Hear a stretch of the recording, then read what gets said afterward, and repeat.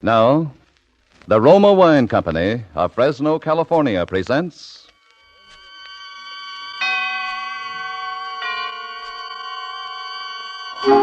Suspense. Tonight, Roma Wines bring you Mr. Lloyd Nolan as star of 19 Deacon Street, a suspense play produced, edited, and directed for Roma Wines by William Spear.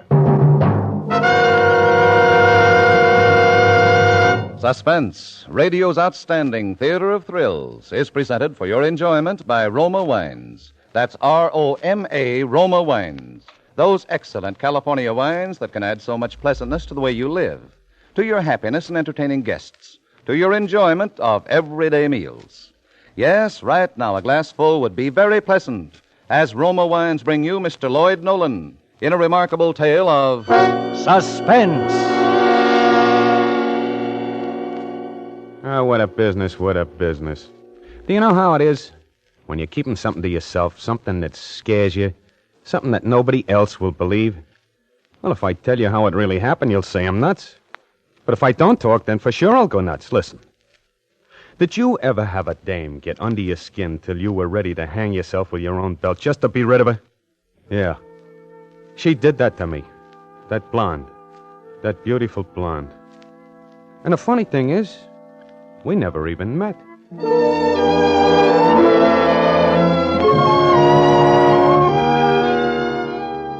Ties is my business, wholesale.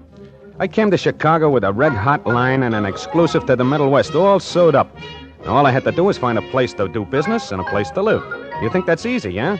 You should see Chicago these days. Well, some ham actor on the train tipped me off to a theatrical rooming house at 19 Deacon Street. I only wished he'd broken his neck before he saw me. Anyhow, I go to this place, and from the outside, it looks all right. I wait a minute or two, and finally an old dame comes out, looking like a tired old duchess. Good afternoon. Yeah. I'm looking... No vacancy. Oh? Well, an actor on the train said that maybe it'd put me up. Are you an actor? Yeah, sort of. Well, I do hate to turn you away if you're in the theater. There was a time when we catered exclusively to theatrical people. Oh, any kind of a room would be okay. Well, come in, young man. We'll see what we can do. We have a room that we don't rent. It's not really fixed up for renting, but I might... Now, look, lady, I'm not particular. I'm away all day. All I want a place is to sleep, see? Come upstairs. I just know I shouldn't. I promised myself that... Now, young man, I'm going to show this to you on one condition. What's that? This room belongs to someone very dear to me. She's away. I've never rented it because, well, I expect her back. Oh, yeah? I want you to promise that no matter what, you'll not move anything or ask any questions about her. That's a funny thing to ask. Some people wouldn't understand. Promise? Okay, it's a deal. I'll turn on the light. Well, do you like it? Well, I don't know. It's kind of feminine, isn't it? Yes. Yellow fluffy curtains and costume dolls, cold cream, grease paint, dressing gown. Nice perfume. And hey, lady stockings. Say, ain't this a little unusual? I mean... We haven't changed it at all. You don't realize this, young man, but you're standing in a shrine. Am I? Oh, a what?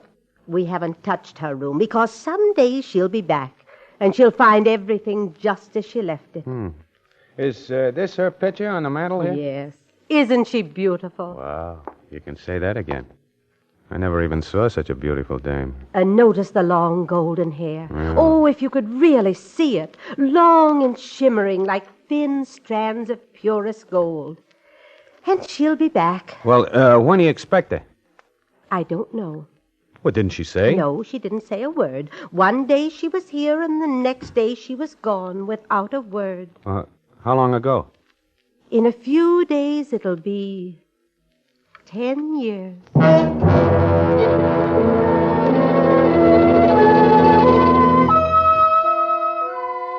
Well, I took the room. If I knew then what trouble it would bring me, I'd have slept in the park instead. When the landlady left, I went over to the mantel and I looked at the blonde's picture. Yeah, she was really one beautiful dame. And there was something else about her. Some little thing I couldn't pin down. Well, I took the French doll off the pillow and flopped down. But from where I lay, I could look right at the picture. I looked, and I felt the back of my neck crawl. Finally, I couldn't stand it any longer. I jumped up and I turned the picture to the wall. And then I dozed off. And there she was, crying. Just her face, soft gray eyes, and her golden hair. Strands of pure gold, like the old dame said, yeah. But what was she crying about? What was wrong? I didn't get it. Laverne! Laverne! What's the matter, Laverne? Mr. Swartz? Laverne! Mr. Swartz? What are you crying about? Huh? Mr. Swartz, are you all right? Oh, yeah. Yeah. Just a minute. I'm all right. It's just a bad dream, I guess. But I heard you calling out. You were calling Laverne. Who? Laverne. That's who you were calling, wasn't it? Oh, I don't know. Laverne. Yeah. I guess I was. How did you know, Mr. Swartz? How did you know her name was Laverne? Well, I don't know. I don't know how I knew. I knew her name. I knew the name of the blonde, but I never met her. I pestered the landlady for details, but the old dame wouldn't talk. So I locked the door. I went to work to find out for myself. I emptied all the dresser drawers out on the bed. Plenty of nice clothes, plenty of shoes and dresses and intimate things, but not one scrap of paper to tell you anything about the girl herself. Not a letter, not a card, not an envelope, nothing. Then I got my first break. In a little jacket, I found a key. It had a tag on it, and the figure 9 was written on the tag. There was nothing locked in the room, though, nothing the key should fit. But maybe someplace I'd find the lock it was made for. And later, high on the closet door, I found a telephone number, scrawled with eyebrow pencil. Briargate 1273. I went downstairs to the hall phone. No one was around. I felt like a jerk dialing a number that had been written more than 10 years ago, but I put the nickel in. I started dialing. B-R-I 1 2 7 3. A busy signal. That meant the number was still alive. And maybe, just maybe, somebody on the other end could tell me about Laverne.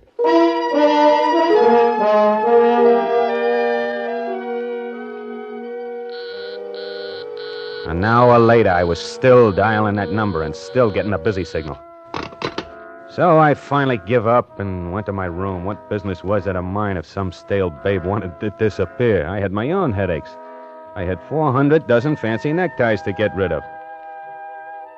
Laverne was still in that room. I felt it in my bones. And I couldn't sleep.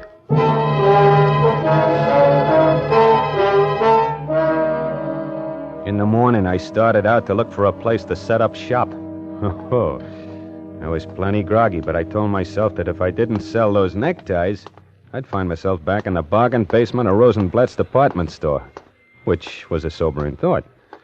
So I started walking down to Madison Street. It's a warm day, and I'm walking fast, and suddenly I look up, and I'm on State Street. Now, I know that town pretty well. I don't have to go anywhere near State Street to get to Madison, but here I am. I'm on State Street, and I'm standing in front of an old building. All around me, I see hock shops, flop houses, tattoo joints, you know the kind of neighborhood. And right in front of me, this old building, all boarded up. Suddenly I get the brainwave that this is the kind of a joint I need for my business. Looked like it hadn't been used for 50 years, so the rent couldn't be too high, and it's big and central. So I just ankle around to the alley, try the back door. Figure there must be a caretaker or somebody around, so I give a yell. Hey! Anybody in there? No dice. This is kind of funny because I can see a light shining through the crack in the boards. So I start pounding on the door. Hey, open up! Open up, will you? What do you think you're doing? Huh? Oh, hello, officer. Well, I just thought that there'd be a janitor around. Does it look like there'd be anybody around with the doors all padlocked like this? Yeah, but look, there's a light burning inside. It's just a work light on the stage. It burns all the time. What do you want, mister? I want to rent the joint. Where can I find the owner? Rent it, huh? Yeah. You better get in touch with Jasper Florenz. Oh, the big stage producer. That's right. He used to run this little burlicue house before he was in the Chips. Got his start here. You can probably get him on the phone at his office.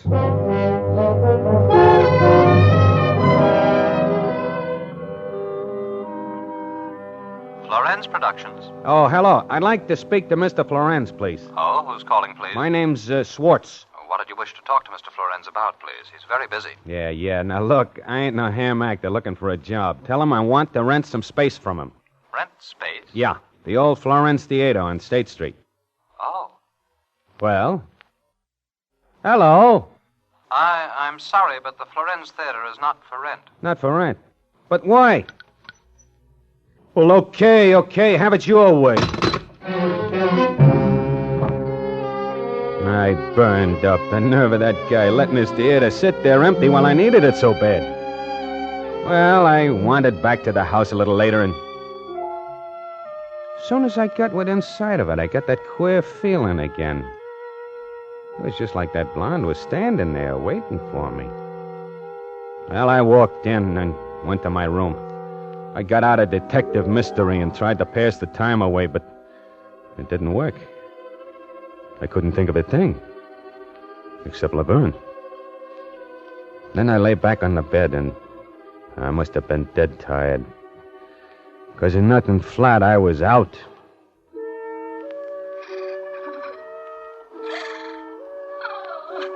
And there she was again. That beautiful girl sobbing.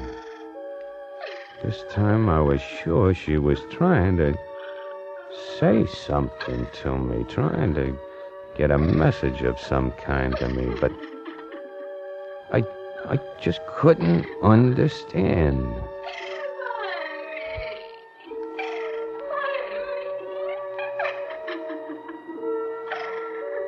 What was she trying to say?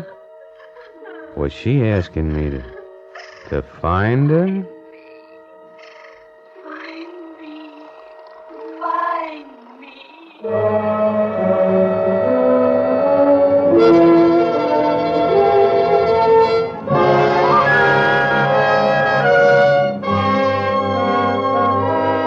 For suspense, Roma Wines are bringing you as star Mr. Lloyd Nolan in 19 Deacon Street by Larry Marcus and Robert Light. Roma Wines' presentation tonight in radio's outstanding theater of thrills, Suspense.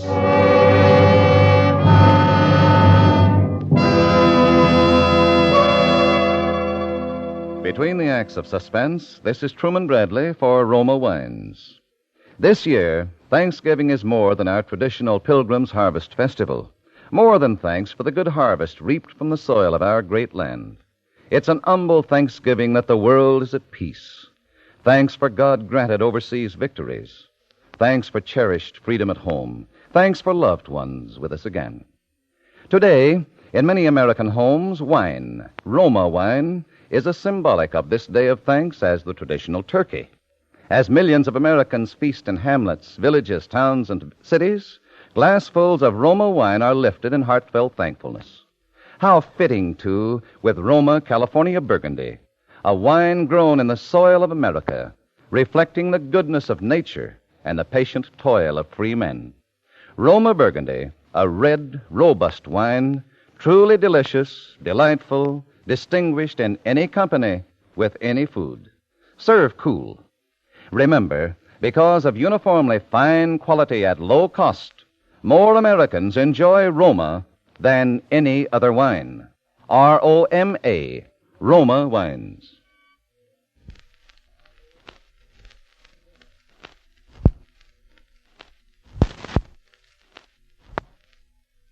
And now, Roma Wines bring back to our Hollywood soundstage Lloyd Nolan as Maurice Swartz, high salesman and raconteur in 19 Deacon Street, a play well calculated to keep you in suspense.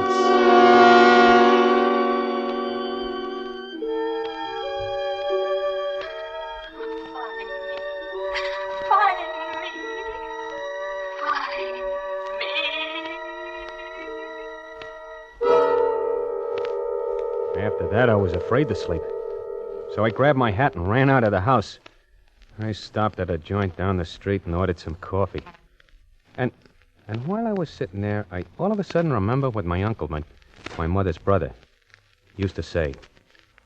He said, if you want to forget something that's bothering you, just concentrate on something else.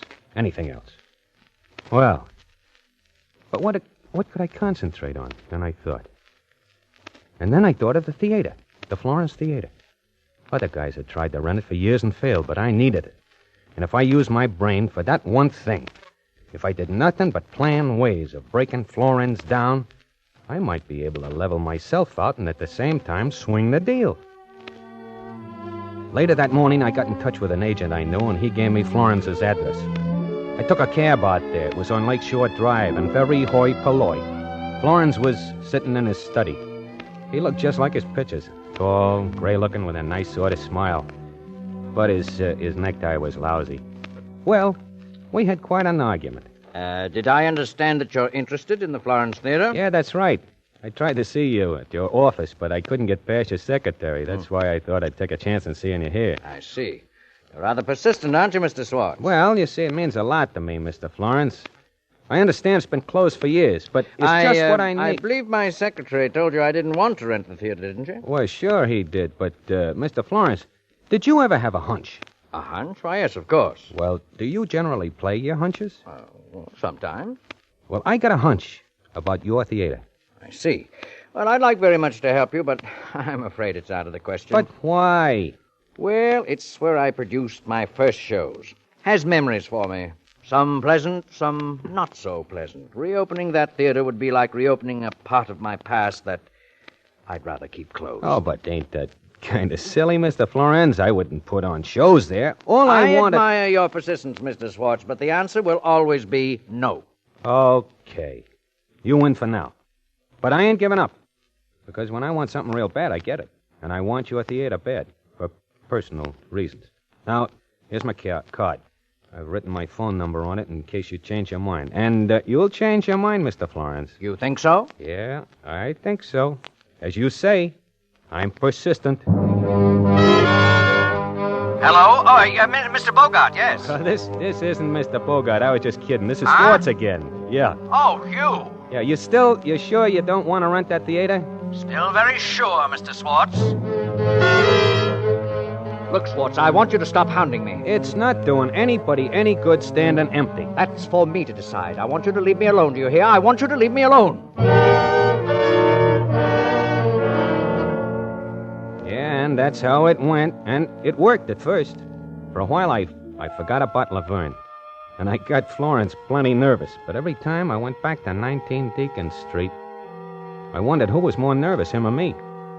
And all the time I'm dogging Florence, I'm still sneaking in calls to that phone number I found in the closet, Briargate 1273. And I'm still getting busy signals. And then one night as I'm listening to the busy signal, I get mad. Hey, operator! Operator! This is the operator, sir. So what's been going on around here? For 3 days and nights I've been dialing this number, and all I got is a busy signal. I'll connect you with my supervisor. Well, what good's that gonna do? Now, look, is there any way of finding out who this number belongs to? Surely, sir. Unless it's an unlisted number, you can get that information by dialing 2080. You mean I can find out who's at the other end of this phone by dialing that number? Well, there's nothing like that back home. Yes, sir. Chicago has that service. And I spend 3 days listening to a busy signal. Say, lady, where can I dial for brains?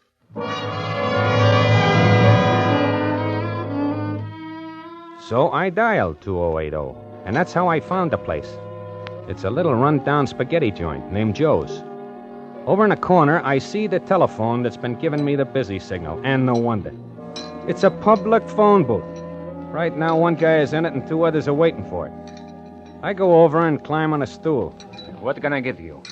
You, Joe? Yeah, what can I get you? How long you been in this place, Joe? 14 or 15 a year. Why? Well, you've seen a lot of people come and go, huh? Sure, plenty. Oh, what can I get for Look, you got a good memory for faces? Look, you see, I'm busy, mister. I got no time for games. You want something or you don't want something? Here, Joe, take a look at this picture. Sure.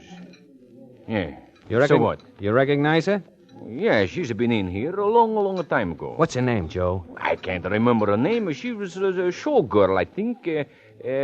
Claire or something. Wasn't it Laverne, Joe? Yeah, that's right. Yeah? Laverne Claire. She's always come in here with the big shot. With the big shot? Well, he wasn't so big a shot then, but he was going to places. And then she jilted him and run off with some other guy. I remember very good because he used to come in here after that and sit here alone all the time. Break him up pretty bad. Hey, and who was this big shot? You remember that, Joe? Oh, sure. The big producer, Jasper Florence. And now what can I get to you, huh?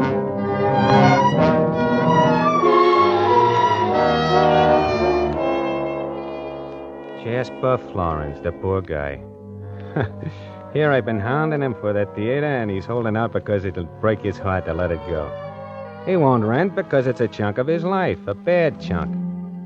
And it's in that theater. Well, that's what a dame can do to you. But what a mean dame she must be. But anyway, I begin to feel better. Now, first thing tomorrow, I'd go out, find another place to do business, and I'd start selling ties. But when I get home, I was in for another surprise. On my door, there was a note from the landlady. Jasper Florence called. He changed his mind about the theater and will meet you there at 8 o'clock. Well, figure that one out. I looked at my watch and it was 5 after 8 already. I get to the theater about 20 past. Nobody's there. So I wait around in front for a few minutes and then I look down at the front door. The padlock I saw on it the other day was gone. I give the door a little push. It swings open. Well, it's just like any other theater lobby. White tile, brass rails, cobwebs all over everything, of course. I go on into the house, and there in the center of the stage is that one big work light the cop told me they've been keep burning all these years. What a queer duck that Florence must be to keep electricity going for 10 years. And in the center of the stage is a big organ. And the light behind it sends screwy shadows up against the wall. I walk down the long aisle and up the stairs onto the stage. And as I walked across it, I could hear my footsteps echo. I never could resist listening to an echo, so I yelled, "Hello!" Acting like a kid whistling in the dark. Hey, look, Maury, you're all alone here. There's nothing to be afraid of. Well, then I see that organ. I walk over to it. Run my hand across the keys. Oh, I quit that in a hurry. Then as I wipe the dust off my fingers, I look up into the flies. I look and I see sandbags hanging. Whoa. They must weigh 150 pounds. I was just looking up at the catwalk, Then I see somebody move. I was sure of it. Just off stage, the guy moved in the darkness. Don't ask me why, but I started to walk toward him very quietly. Yeah, he was there. I could see him now. Hey, come out of there, you! He didn't move. So I walked over closer and... It was a dressing room. And the guy I saw reflected was Maury Swartz. That's right, me. Maury Swartz reflected in a dressing table mirror. Well, just then I saw a door to another dressing room across the hall. That door was closed, but something about it made me stare. It was the number on the door. Number 9. I remember the key I picked up in Laverne's room. In a flash, I had it out of my pocket and was trying it on the door. Number 9, the tag said. And it worked. My knees were shaking and sweat was rolling down my face, but I opened the door as wide as I could. I stepped in. And then I stepped on something. It was dark. I couldn't figure out what it was. So I lit a match. There, on the floor, were the white bones of a skeleton. And beside them, long golden strands of hair. And then I I knew. My heart was beating a mile a minute as I stole back to the stage. I got there and I started for the footlights. Suddenly I looked up. The master curtain was crashing down on me. I jumped back.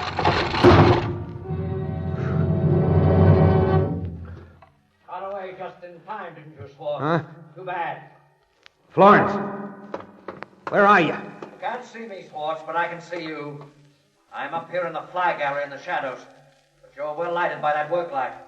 Make a very good target down there. I wouldn't do that, Swartz. If you make one move to put out the light or get away, I'll cut these conduits and you'll be smashed to nothing. You killed Laverne, didn't you, Florence? You killed her and then you closed your theater and locked it up so she'd never be found. No wonder you wouldn't rent. And what are you going to do about it, Mr. Swartz? You don't have much of a chance, do you? No, there's no way off the stage, is there? Well, I can get out the wings, Florence. It's a long walk, my friend. And before you make it, I'll drop these sandbags on you. Oh, yeah. Well, maybe in a minute or two I'll make a dash. Maybe I'll be faster than you will. Then what, Florence? Then you'll fry for killing that girl. She had it coming. And so have you, my friend, for being a meddler. And you're going to get it. I'm cutting the weights loose now. No, don't do that, please, will you?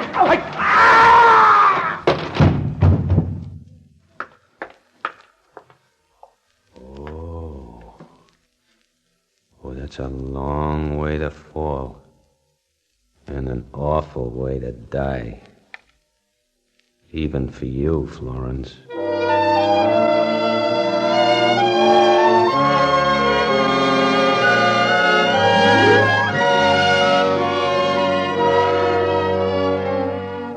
Well, there's the story. And if you don't believe it, there's nothing I can do. Florence was leaning over, cutting those ropes, and the guardrail in that old theater gave away. And it was curtains for him. Well, I hope I entertained you. And, by the way, if you happen to need any ties, I got a nice new line in. I hope you won't think it's sacrilegious, but these ties, and they come in all colors, they got a girl's picture on them. It's a cute idea, huh? I call it the Laverne tie. So don't forget, look me up. I got a little stand in Rosenblatt's department store. You can't miss it. Right in the bargain basement.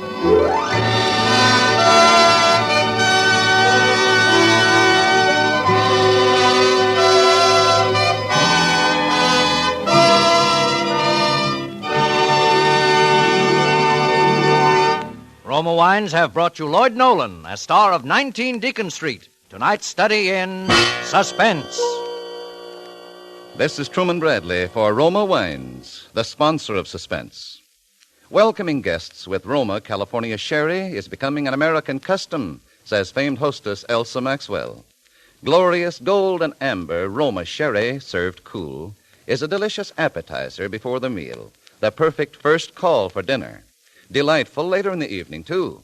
Roma Sherry is a happy, mellow wine with natural fragrance. Cream-rich with natural grape sugar sweetness and nut-like taste. If you prefer a real dry sherry, get Roma Pale Dry Sherry. Like all Roma California wines, Roma Sherries are true wines, always unvaryingly good. You can now enjoy the taste luxury of Roma wines at the lowest prices in years, at savings as much as 1/4. Grown from choice grapes, unhurriedly perfected by age-old skill.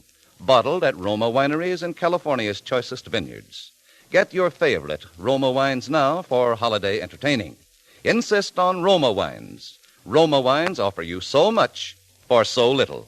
That's Roma, R-O-M-A, Roma wines. Lloyd Nolan appeared through the courtesy of 20th Century Fox Film Corporation and can now be seen in their production, The House on 92nd Street. Next Thursday, Roma Wines bring you Miss Nancy Kelly in Suspense, radio's outstanding theater of thrill.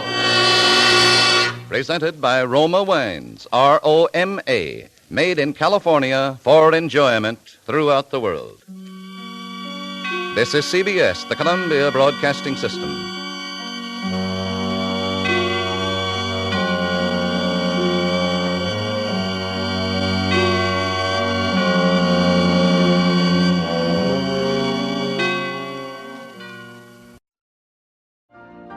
You've been listening to the OTR Gold Network.